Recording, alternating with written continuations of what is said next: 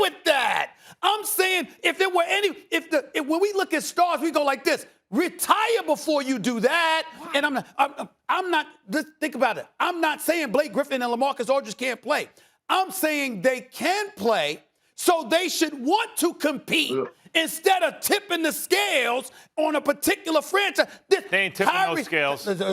With Kyrie, listen, with Kyrie, James Harden, and Kevin Durant, do you know that all LaMarcus Aldridge has to do is stand on one baseline or the other, literally stand still? He don't even have to run. You get a lot of guys He can literally stand still and average 10 to 15 a game, shooting uncontested shots like he's in warm-ups because you got to preoccupy yourself with those guys. I disagree with both of your points, Perk. I disagree with you and Stephen A. that they should want to compete in a losing effort at this point in their careers. I will say this. I also disagree with them that this ring will say anything about their careers other than they were willing to purchase a ring.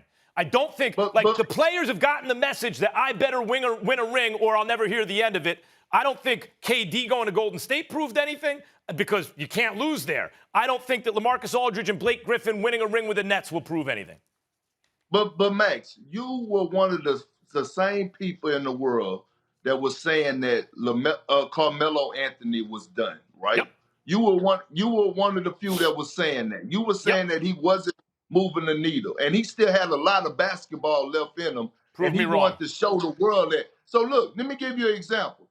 I know a lot of people were criticizing LeBron James, right? Saying that all these jokes or whatever, saying that, hey, Carmelo Anthony is his banana boat buddy and all this. Why is he not without a job? He could be on the Lakers.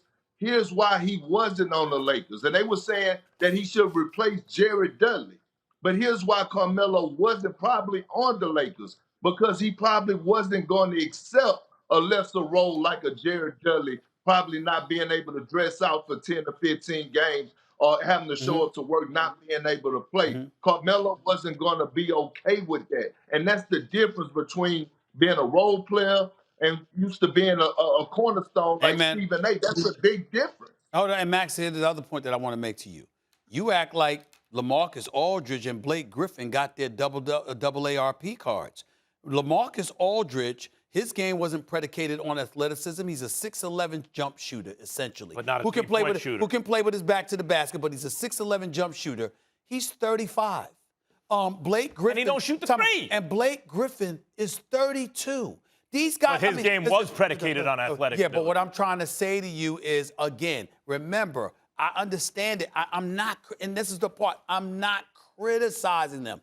I'm simply saying, as a basketball fan, I would have preferred to see if it's both of them. At least one go to Brooklyn and one go somewhere else, rather than both of them being on Brooklyn. And if you go somewhere, let's make sure that we're trying to compete as opposed to tip the scale so dramatically that we're willing to be former franchise players who collected hundreds of millions of dollars that's perfectly content with playing a fifth or sixth man role on a team. Karl Malone and Gary Payton went to the Lakers at a certain point. They Bill Walton was started, on the Celtics.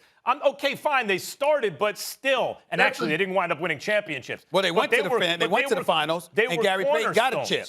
They were cornerstones. But they're teams that took their teams to the finals. Blake Griffin and LaMarcus Aldridge never did that. So the fact that they didn't take, the fact that they weren't as good as Karl Malone and Gary Payton. I'm looking at you, Max, and I'm saying this. Gary Payton went to the finals. He's a great player. Jordan stopped him. Right. No shame in that. Okay. No shame in that. You're holding it against Karl Malone. Jordan stopped them twice. Sure. Okay. Blake Griffin and LaMarcus Aldridge never did that. So you're holding it against Blake Griffin and LaMarcus Aldridge that they weren't as good as Gary Payton and Karl Malone? They weren't. No, I'm not doing that. That's not what I'm doing. I'm just saying that when you're the cornerstone of a franchise, there is no crime in us looking at you and saying, yo, man, what you jumping on the bandwagon for? Go up and contribute to your own damn bandwagon. Here's my question. You still can play. You're not a scrub. Perk, You I got can a still question. play. I got a question for you and Stephen A. Yeah. Do you think that competitive gene or whatever it is that's not there, in your opinions, that leads them to join the Nets is the reason they weren't greater players? Looking back on it?